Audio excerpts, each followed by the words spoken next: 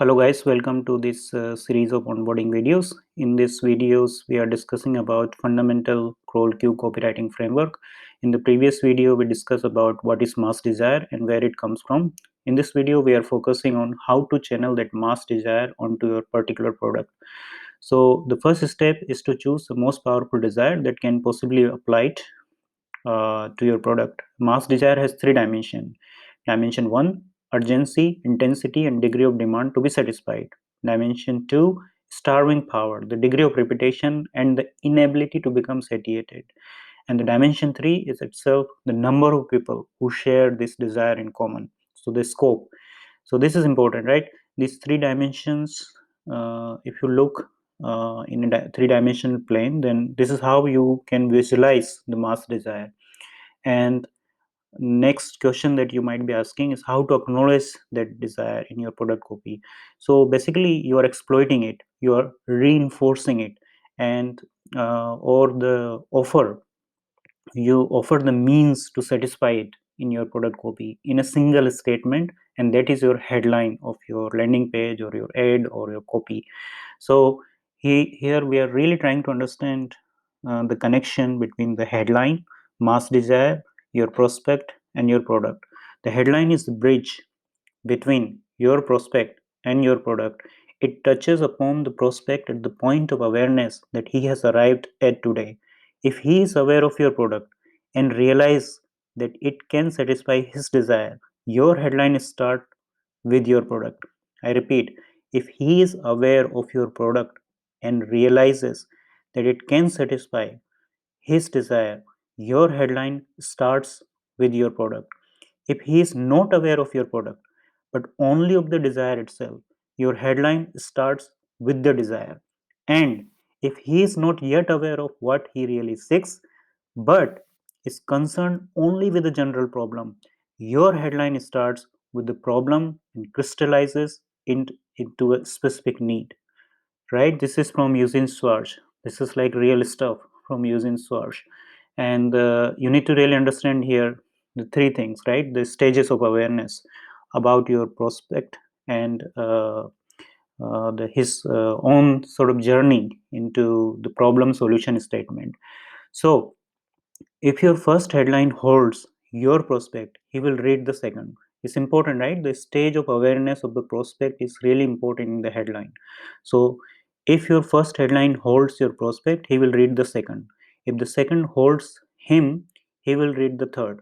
And if the third thought holds him, he will probably read through your full content, right? Every product gives you dozens of keys, but only one will fit the lock.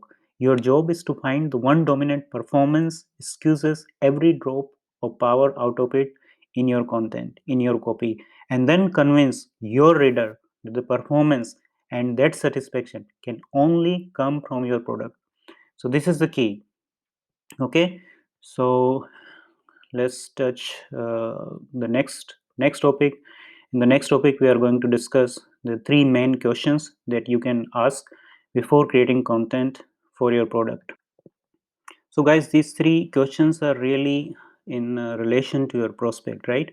uh, if your prospect acknowledge the problem, right, then the question is, what is the mass desire that creates this market?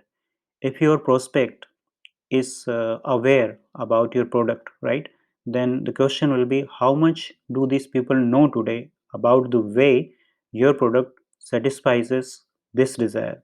And finally, it's about your prospects state of sophistication. That means their knowledge about similar product in the market. So how many other products have been presented to them before yours? So your answer to the last two questions will really give you the content of your headline. Now, there is an important question that you might be asking now. How should your headline be written when the customer knows about your product but doesn't yet want it? Okay. So, what is the role of headline in this situation? Your headline is faced basically with 7 tasks, and these tasks are to reinforce your prospect desire for your product, to sharpen his image of the way your product satisfies that desire, to extend his image of where and when your product satisfy their desire, to introduce new proofs, details, documentation of how well your product satisfies their desire, to announce a new mechanism in that product to enable it to satisfy their desire better, cheaper, and faster, to announce a new mechanism in your product that eliminates former limitations, and finally, to completely change the image or the mechanism of the product in order to remove it from the competition of other products claiming to satisfy the same desire. See, so your headline has multiple role, and it really depends on the state of awareness of your prospect and um in relation to the competition. So see, it's really important to understand the state of sophistication of your prospect. That means the competition around your product, and itself, like, this is really the key question here, right? So satisfy that desire, your headline need to perform one of these 7 tasks. Okay, then next question you might be asking, why does the headline need to adapt to this stage of awareness? The headline that will work to a market in one stage of awareness will not work to a market in another stage of awareness, nor will it work even to a market in which it has been successful once the market passes to a new stage of awareness. Most products are designed to satisfy a specific need or desire. They are born into the markets that are at least the third or fourth stage of awareness. They may therefore never be faced with the problem of an unaware market, right? We will discuss more about these 4 stages of awareness, but remember, the products that are born in the market, which are in the third or fourth stage of awareness, they may therefore never be faced with the problem of unaware market. Next question that you might be asking, why is headline important to get right? Why it is important to get this headline right? Without a strong headline, getting attention will be difficult, right? Marketing has nothing to do with your offer and mechanism. Even if your offer or mechanism is fantastic, if the headline or marketing message is wrong, no one will ever know about it, right? You understand this? Your headline has only one job. It has only really one job right now, to stop your prospect and compel him to read the second sentence of your content. The headline does not sell. Again, I repeat, your headline has only one job, to stop your prospect and compel him to read the second sentence of your content. The headline does not sell itself. The next question that is interesting for you guys is, how is the headline derived? The best headlines are promise made that are derived from either your case study, outcomes, or research outcome. Okay, just take a look at your best case study and use the transformation that took place. If you don't have case studies yet, use the transformations that you witnessed via second hand evidence. Here is an example. How ClickFunnels grew to $100 million in 4 years without raising money. So it's a kind of a second hand evidence, right? And you can mention this as a mechanism to derive your headline. If you're still unsure, start by crafting the most bodacious headline that you can think of. Okay, the last one actually come to this question already. You are thinking already now, does the headline have to be true, right? Okay, so when you are testing something, no, it's okay. It's okay not to have a true headline when you are testing something, okay? When you are actually marketing something, yes, there is where people get confused. They are scared to make claims that are not true yet. However, without making these early claims, you won't find the point of resonance, and you won't be able to build something that meets the market at that point of resonance. Once you find the point of resonance, right, this is important. You work hard to get the claim right. So, this is where the engineering, bandwidth, and product engineering concept comes into play. Salespeople without engineering bandwidth end up lying, getting sued, or going to jail.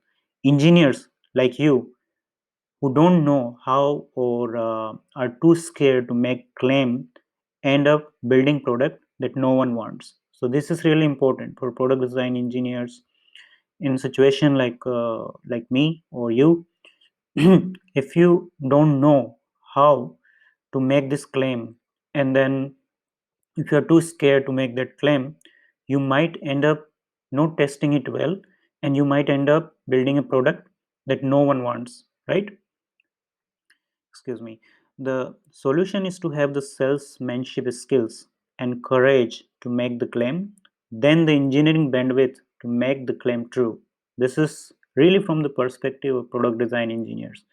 And you see, Elon Musk, and I don't know if you will agree to this or not, but just for the sake of this statement, Elon Musk does this all the time. He makes a claim, then he forces himself to make it true. He sometimes come up a little short with it, but what he did in the meantime is still so damn useful to the world that no one cares. Okay, so he knows he has to put these things like in force himself, like he knows that he has to put really this forcing function on himself to stretch the engineering limit. Excuse me about this. So this is really important, right? This example is really important, that being as a product design engineer, you need to really put those forcing function on yourself to stretch the engineering limit and make that claim right. But while you are testing, right, it's not necessary that it has to be true. But while you are marketing something with the real product, you need to really make sure that your engineering bandwidth is there and you make this promise true. Otherwise, it's just like having a salesman type of claim without this engineering bandwidth. So being as a product design engineer, you have to have that bandwidth, capability, confidence to make your promise true to the market.